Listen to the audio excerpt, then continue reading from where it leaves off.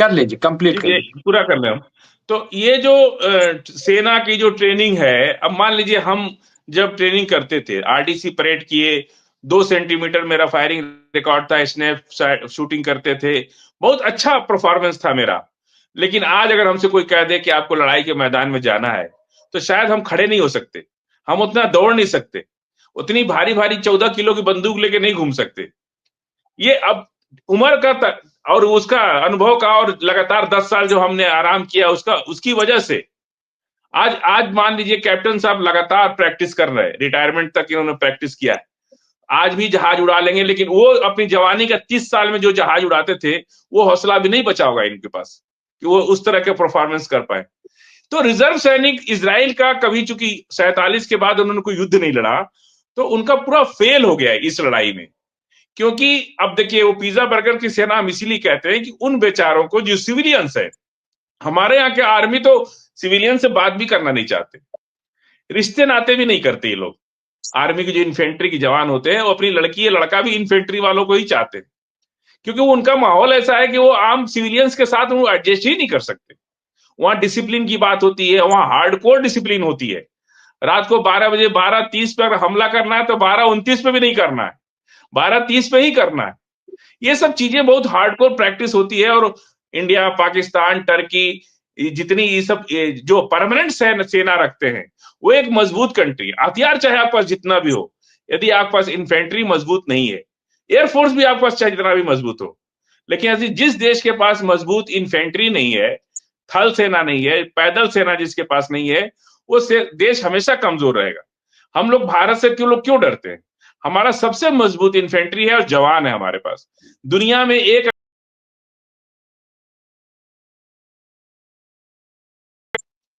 भारत का जो इन्फेंट्री जवान है ना, वो बहुत हार्डकोर है, वो नहीं सुनता, अपने अफसर की भी बात नहीं सुनता। जब उसको लगता है कि यहाँ कुछ गलत हो रहा है, तो अफसर के आदेश को भी नहीं मानता है, वो अपना काम कर जाता है। तो ये सब चीजें जो है इन्फेंट्री, इसीलिए इजराइल जो मार खाया।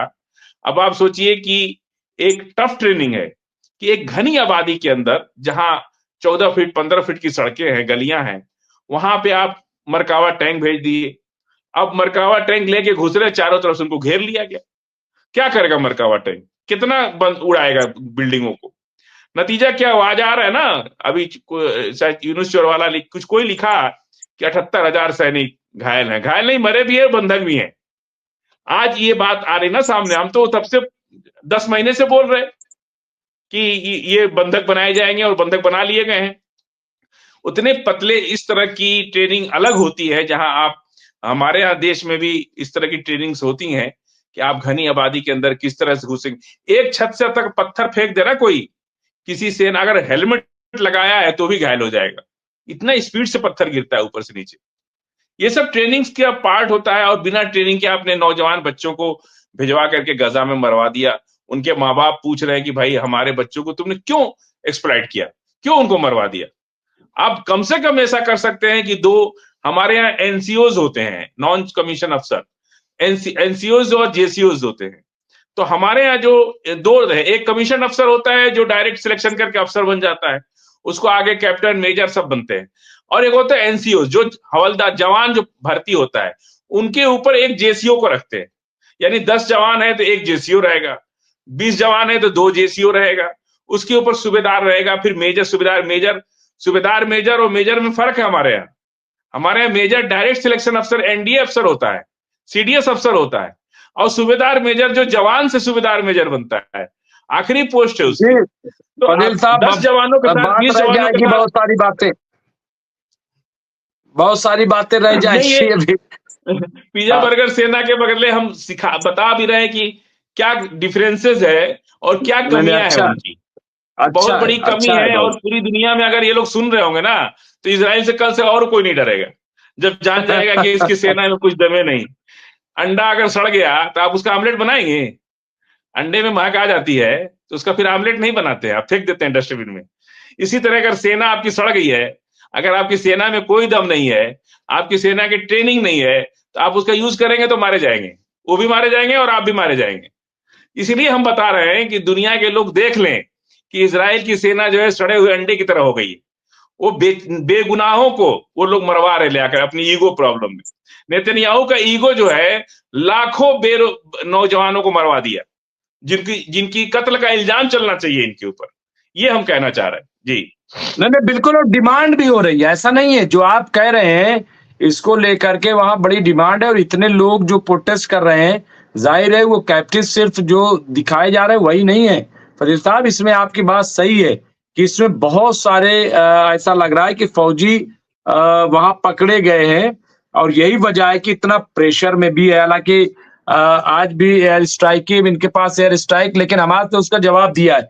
कैप्टन साहब, मैं आपके पास आऊंगा फजील साहब से एक अच्छी तफसील और इतनी अंदर की बात शायद ही जितने लोग यहाँ पे हमारे व्यूवर हैं कम जानते होंगे। मुझे भी इतना नहीं पता था जिस तरीके से फजील साहब बता रहे थे, और ये वाकई बड़ी अच्छी बात है। फिर मैं किसी दिन इस टॉपिक को छेड़ूंगा, और फिर चूंकि आज थोड़ा लेट भी आए थे फजील साहब, तो कुछ चीजें रह जाएंगी, इसलिए वरना मैं और दिल कर रहा था कि सुनूंगा, लेकिन मैं सुनूंगा इस पे। मैं बात करूंगा क्योंकि वो बहुत इंपॉर्टेंट है।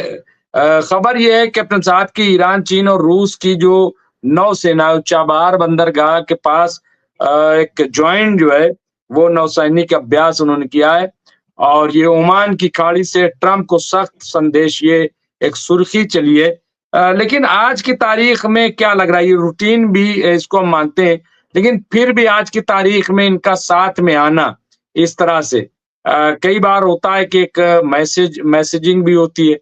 ये कितना, ये जो ज्वाइंट हम इसको अभ्यास को कैसे देख सकते हैं कैप्टन साहब? हाँ, डॉक्टर रिजवी, ये जो जॉइंट एक्सरसाइज हो रही है नेवी की, ईरान की, रूस की और चीन की, ये समझना पड़ेगा कि ईरान की नेवी बहुत छोटी सी नेवी है। उनके पास कोई बड़ा वॉरशिप नहीं है।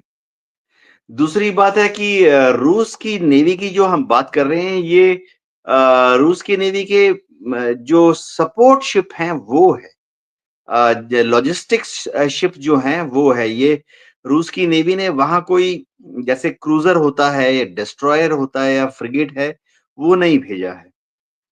ये एक लॉजिस्टिक्स सपोर्ट शिप है, और चीन की नेवी भी इसमें पार्टिसिपेट कर रही हैं। जो इंटेलिजेंस सूत्र हैं वो ऐसा दावा कर रहे हैं कि शायद चीन की नेवी ने वहां पर 2 अपने वॉरशिप्स को तैनात किए हैं। देखिए, हाँ ठीक है, एक सिंबॉलिक जेस्चर है, आपस में वो एक्सरसाइज कर रहे हैं, लेकिन ये सोचना कि शायद वो फिलहाल 1 जमा में 2 यानी 4 या 5 वॉरशिप मिला के ये तीनों देश वहां जो एक्सरसाइज कर रहे हैं कि वो किसी तरह से यूएस नेवी को चैलेंज कर सकते हैं, ऐसा शायद नहीं है। ये समझना पड़ेगा कि पर्शियन गल्फ में अमेरिका की जो नेवी है, उनका कतार में बहुत बड़ा बेस है। बहुत बड़ा, जब मैं बोलता हूं कि उनका कभी भी आप वहां देख लेंगे कम से कम 1 स्क्वाड्रन डिस्ट्रॉयर, 1 स्क्वाड्रन फ्रिगेट और 1 स्क्वाड्रन क्रूजर तैनात रहता है। इस स्क्वाड्रन में आमतौर पर 3 होंगे, यानी 3 डिस्ट्रॉयर, 3 क्रूजर और 3 फ्रिगेट तैनात रहते हैं। एक और बड़ी चीज है कि वहां पर आसमान में, पर्शियन गल्फ में, समुद्र के आसमान के ऊपर पूरी तरह से अमेरिका की एयरफोर्स का दबदबा है। चाहे अमेरिका की एयरफोर्स, सऊदी में 2 बड़े-बड़े एयरबेस ऐसे हैं जिसमें अमेरिका की एयरफोर्स जो है अपने बॉम्बर्स को, F-15 फाइटर्स को रखती है। कुवैत में यूएस एयरफोर्स का बहुत बड़ा बेस है। कतार में यूएस एयरफोर्स का बहुत बड़ा बेस है। अमेरिका की सेंट्रल कमांड जो सेंटकॉम है, उसका हेडक्वार्टर है वहां पर। तो आसमान में वहां ना चीन का परिंदा फड़फड़ा सकता है, ना रूस का परिंदा फड़फड़ा सकता है। तो ऐसे में ठीक है, वो एक्सरसाइज कर रहे हैं समुद्र की सतह पर, सिंबॉलिक जेस्चर है, लेकिन इसका मिलिट्री सिग्निफिकेंस है नहीं। जब भी चाहे अमेरिका की एयरफोर्स या अमेरिका की नेवी आराम से इनको दरकिनार कर सकती है, इग्नोर कर सकती है, या जरूरत पड़ने पे नुकसान पहुंचा सकती है, डुबा सकती है। जी डॉक्टर रिजवी। बिल्कुल, ये जो एक सही सिचुएशन है वो कैप्टन साहब ने बताई है। अब और चीज़ें क्या डेवलप हो करके आई हैं, मैं चाहूँगा कि और निकल के आएँ कि क्या वाक़ई इन तीनों ने मिल कर के क्या किया। मैं फ़ज़ील साहब आप पास आऊँगा और जो बात कल हम कर रहे थे कि सीरिया में जिस तरह का कत्लेआम जो खबर है, आज जो है दमिश्क में भी एयर स्ट्राइक की है इज़राइल ने। और इसके अलावा खबर ये है कि वहाँ पे इज़राइल के फ़ौजी जो है वो भी कहीं न कहीं इन्वॉल्व है, ये भी बताया। फिर जुलानी ने आज ये कहा कि हमें तो पता ही नहीं है कि कौन किसको मार रहा है, हम नहीं अभी जान पाए, हम तक ये खबर नहीं है, यानी हमारे ऑर्डर पे कहीं कुछ नहीं हो रहा है। तो ये जो अच्छा ये मुमकिन भी है क्योंकि कैप्टन साहब आप भी जानते हैं वहाँ पे अलग-अलग ग्रुप जो है मिल करके जॉइंट वहाँ पे मिलिट्री बनाने की कोशिश की गई है।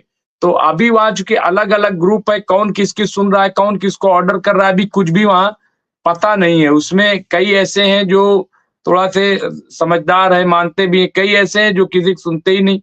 वो जुलानी कितना सुनेंगे, जुलानी कितना कंट्रोल कर पाएँगे। लेकिन फ़ज़ील साहब आपने भी यही कहा था कि अभी कुछ भी पता नहीं तस्वीर पिक्चर क्लियर नहीं है। आज उन्होंने वही कहा है कि साहब मुझे कुछ पता ही नहीं है कि वहाँ पे कौन किसको मार रहा है। लेकिन क्या लग रहा है कि लेकिन वहाँ पे हालात तो इतने अचानक कैसे बिगड़ गए? क्या वाक़ई इसमें हम मान सकते हैं कि इज़राइल ही इन्वॉल्वमेंट हो गया है?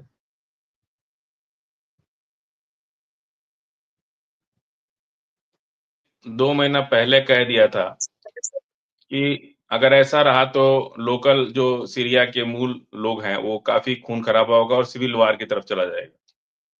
और जुलानी की बात मैंने कल भी कहा था और परसों भी कहा था कि अभी इस तरह की बात करने का कोई सही मौका ही नहीं है। और बात असल में ये है कि लड़ाई के दौरान बहुत सी जिस तरह से हमने गज़ा में आईडीएफ के लोगों के बारे में बात किया था, वो भी बात आपने देखा कि सही निकली। तो ये लोग क्या कर रहे हैं कि वहाँ कंट्रोल पूरी तरह से खत्म हो चुका है सीरिया पर, जिसका जब मन करे जहाँ से घुस जा रहा है। और सबकी मतलब सीरिया, इज़राइल, टर्की इधर लगभग-लगभग सबकी भाषा एक जैसी है, शक्ल एक जैसी है, उनकी बॉडी कंस्ट्रक्शन सब एक जैसे हैं। कोई दिखने में पता नहीं चलेगा। जैसा हम लोग हिंदुस्तान, पाकिस्तान, बांग्लादेश अगर ना बोलें, तो अगर 100 लोग खड़े हो जाएँ तो कोई चिन्हित नहीं कर सकता उसमें। मतलब कुर्ता-पजामा अगर ना पहने, पैंट शर्ट पहन के सब लोग खड़े हो जाएँ, तो आप पहचान नहीं सकते कि इसमें बंगाली कौन, बांग्लादेश वाला कौन है, पाकिस्तानी कौन है और इंडियन कौन है। क्योंकि हम लोग एक ही एरिये के एक तरह से तो एक ही देश ही था, अब अलग-अलग हो गया। इसी तरह सीरिया, इज़राइल और गज़ा या टर्की का जो कुर्द लोग हैं, इन सब की शक्ल-ओ-शक्ल एक जैसी है। बोलचाल भी एक जैसी है, भाषा भी एक-दूसरे की सब जानते हैं। तो वहाँ पे इज़राइल का ये प्रॉक्सी जो है, मतलब आईडीएफ भी नहीं है, आईडीएफ के लोग हो सकते हैं कि सिविल ड्रेस में जा करके, बंदूक लेकर के और एसटीएस बन करके, समझ रहे हैं आप? एसटीएस की वर्दी पहन के, एसटीएस की शक्ल-ओ-शबाहत बना करके, दाढ़ी तो यहूदी भी रखते हैं। तो उस तरह का एसटीएस का कपड़ा-वपड़ा पहन करके और ये लोग जाके कॉन्स्पिरेसी कर रहे हैं, जिसका अंदाजा नहीं है।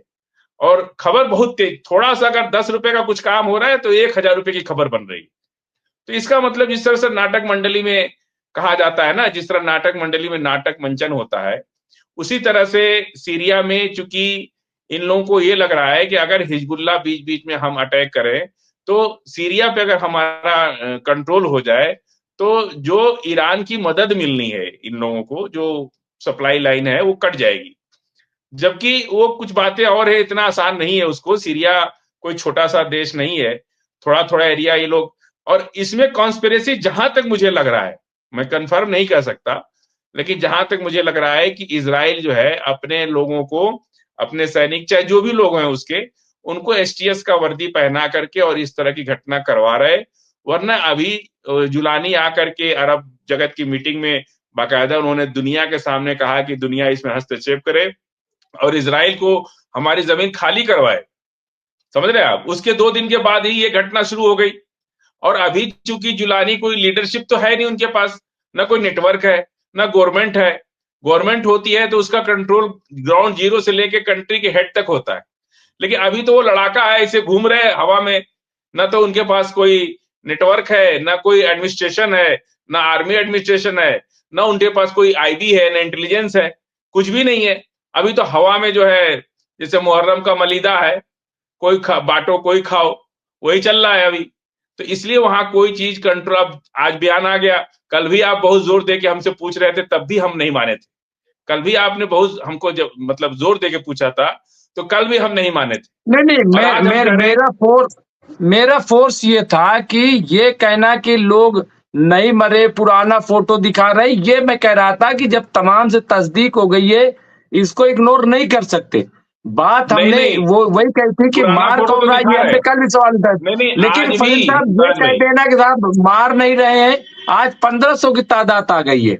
लेकिन देखिए, मुझे इस बात पे थोड़ा डाउट हुआ था, जिस तरह से हेडिंग बनाई जा रही थी कि शिया को मार रहे हैं सुन्नी लड़ाके, इस तरह से मैं उस पे कतई जो है, मैंने तो आज कहा कि भाई वो एक असद ग्रुप है जो हुक्मरान पहले था, एक आज का हुक्मरान है, ये हुकूमतों के आपस के झगड़े हैं और उसमें जो है लोगों का नुकसान हो रहा है, वो नहीं होना चाहिए, नहीं ये नहीं, मैंने कहा। देखिए, लड़ाई के मैदान में बहुत कुछ होता है। और कल भी मैंने, जब आपने कहा था, मैंने बहुत गंभीरता से उसको, बहुत कई तरह से जूम करके भी देखा मैंने, बहुत गहराई तक उसको सोचने और समझने की कोशिश किया मैंने।